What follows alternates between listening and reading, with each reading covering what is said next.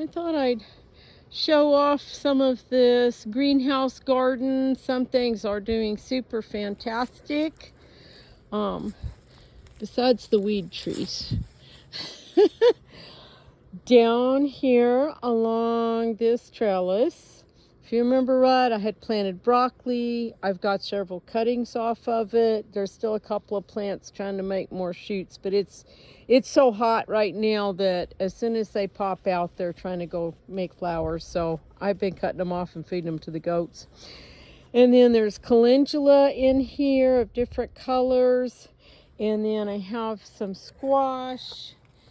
So that should be a honey nut.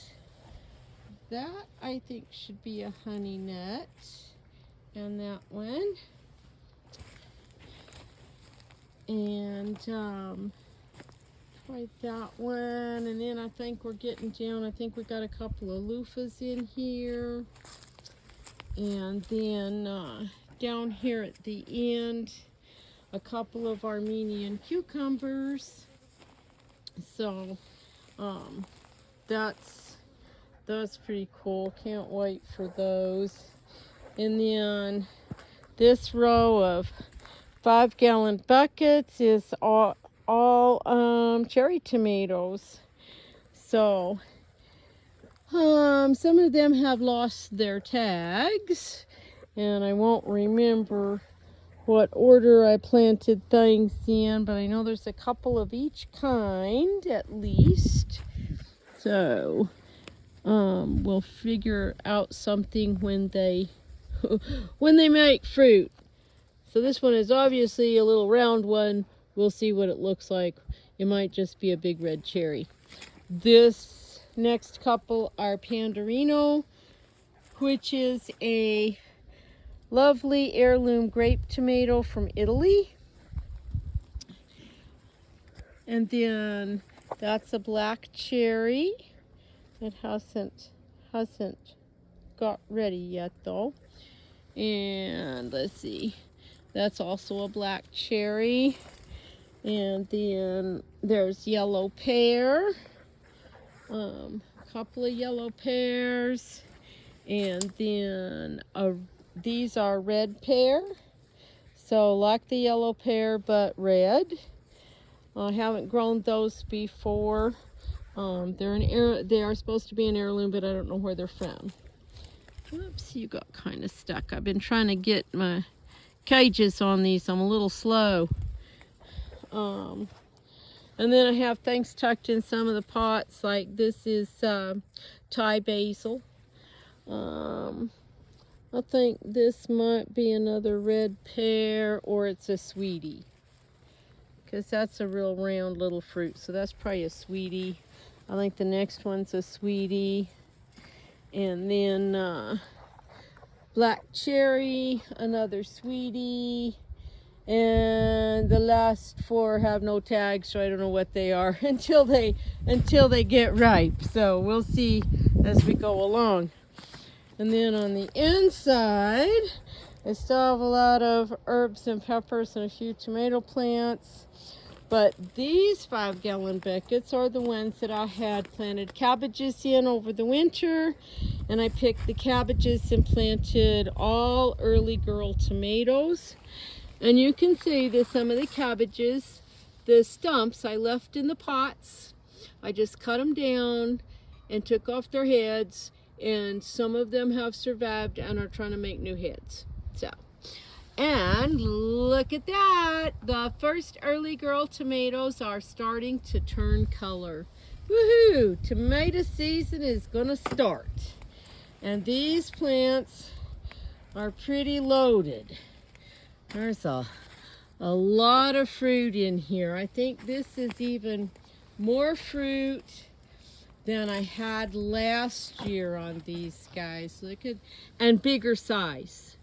I think that these fruits are bigger than last year's early girls. Maybe just the soil is better. Maybe they really like being in there with the cabbage roots. I don't know. So, I still got more cherry tomatoes and things I need to pot up or sell. So if you're looking for cherry tomatoes, I've still got some. This bucket is a perennial kale, and I am going to take and root some cuttings off of it, and I will have some for sale later in the season. I just haven't had a chance to get to things. Various herbs and flowers back there, which I need to get watered. A few little cucumber plants. I kind of ran out of buckets, so I just stuck them in the ground here in the end. I don't know if we're going to have nematode issues in here still or not, but we'll see. And then these buckets and pots all have different varieties. These couple of buckets are Cherokee purples. And then these with the ginormous leaves and thick fat stems are brandywines. This is the yellow brandywine, though I don't see any real fruit set on it yet. It has been blooming. We'll see. It might have got too hot too fast. Those guys are on the other side. We'll talk about them when we get over there. This one is regular red brandywine. It looks like it's got a couple of fruit on it. And then this one is the Black Creme, which is a Russian heirloom. And I want to say, I think I've grown this one a long time ago, and it was really delicious. I love the black tomatoes. They have a smoky flavor. And this Black Creme has got a fair amount of fruit set on it. And then this is the Early Treat. I thought from the description that it was supposed to be a bigger tomato, but maybe I'm confusing it with something else. However, it has been like 2 weeks ripening ahead of Early Girls. So they're not quite as big as the Early Girls, but there is a good amount of fruit set.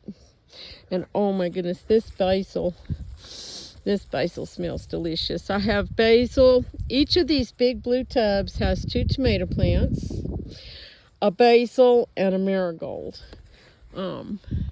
And then some of them have some sweet alyssum in it too. So, but that basil smells so delicious. And then let's see. This is Italian heirloom. So these 2 were planted much later than the rest of them, so they aren't doing quite as well. I don't see any fruit set on this set. Then I got a couple of tubs of carrots. They're doing pretty good. I've eaten a few out of here, waiting for the rest to get big. And then there was a random kale popped up on its own. More little plant starts and things. These rice beds on the back side of that one behind the dill, I just planted some more cherry tomatoes, and now I don't remember, were they yellow pears or black cherry? I don't remember. And the dill weed's going crazy. These tomatoes here are more Cherokee purples. Somehow I got a lot of those. I guess I seeded them 2 or 3 times without realizing it. And down the other side of the center row, I've got like 3 tubs of green onions. And then, let's see, this is Porterhouse. Now, I had not grown this before. Porterhouse is a Tennessee heirloom, and these are supposed to be 2-pound fruits. So we will see how they do in our hot, dry climate. I haven't been holding my breath, but the fact that there is some green fruit on that plant bodes well. Oops, I think we got some plants that are kind of running in all directions. It's going to be crazy in here by August. Let's see. This one is more Italian heirloom. Now I planted these earlier than the ones on the other side, so we do have some fruit set, and unfortunately there is some blossom end rot. So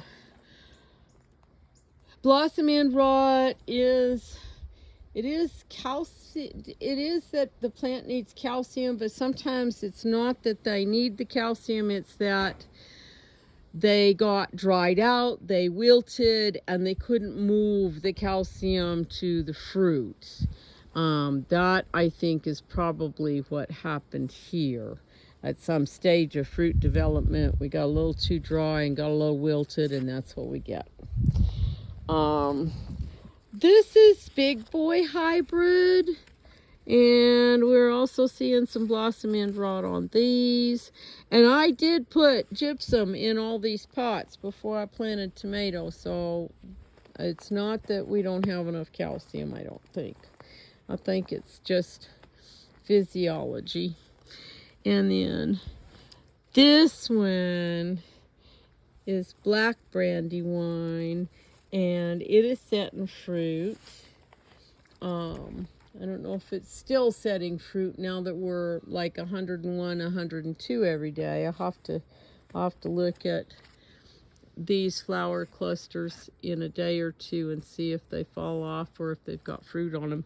But I'm so excited because that one is actually starting to color up a little bit, and I can't wait to taste it. And then there's another couple of Cherokee purples there. So back down here there's some dahlias, and then this next row there's a Cherokee purple.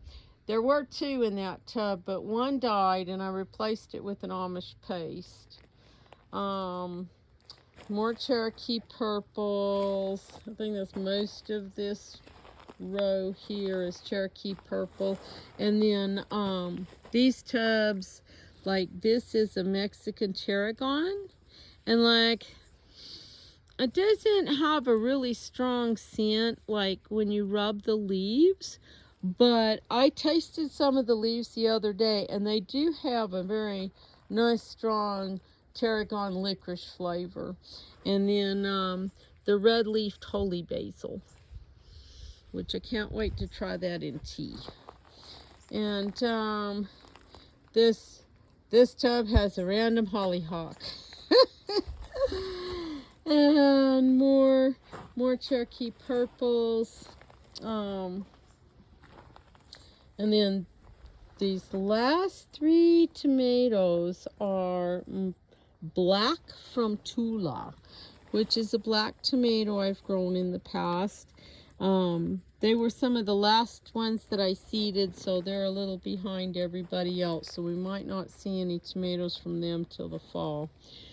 Another pot with a random hollyhock and gladiola bulbs.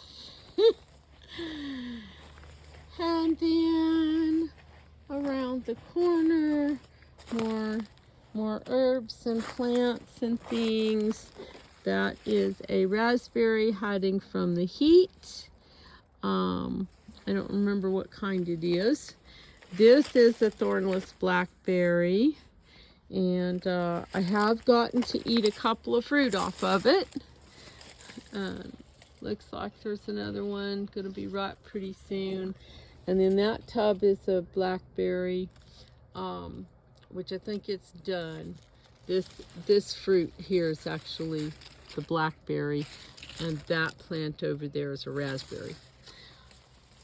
This is the tub that I dug little yellow potatoes out of day before, and I've replanted a couple of eggplants and some Thai basil in here.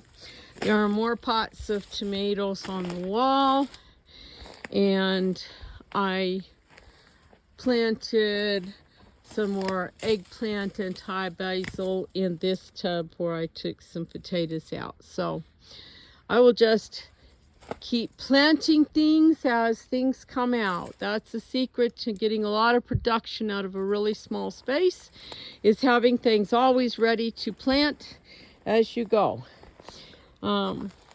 These outside tubs here, this outside row, there's 2 Amish paste, 2 San Marzano, 2 aroma, actually 3 aromas. That's actually a hybrid paste tomato, which I grew some last year and they did pretty good. A Pandarino, another Pandarino, it's just random. Not sure. Lost its tag. That's a yellow pear though, so that could be a yellow pear also. And this one has also lost its tag, so we'll find out. So, some more random hollyhocks, and I just love the stripe color on that one. It's been really cool. And the Buddleia or chaste tree is starting to bloom. Some people call that summer lilac because it blooms in June. It has very fragrant leaves and little round seeds, and they call it the chaste tree or chaste. I'm not sure how you pronounce that. C-H-A-S-T-E, chaste or chaste. Because they used to call it monk's pepper, because of course the monks were supposed to be celibate, and apparently the seeds of that little tree bush there lowered your libido. So that's the story. I don't know. I know that it is very fragrant. The leaves and the wood and the seeds are all kind of a warm, spicy odor. I could see it possibly being mixed with lavender and things to like deter moths or something. I don't know. I don't remember reading anything about that. I'll have to check into it. So yeah, just lots of time out here watering all the little pots. Gonna try and get some more of these planted up in some other places, some other spaces. And just can't wait for the tomatoes to be ready. Yay! We'll catch y'all on the next one.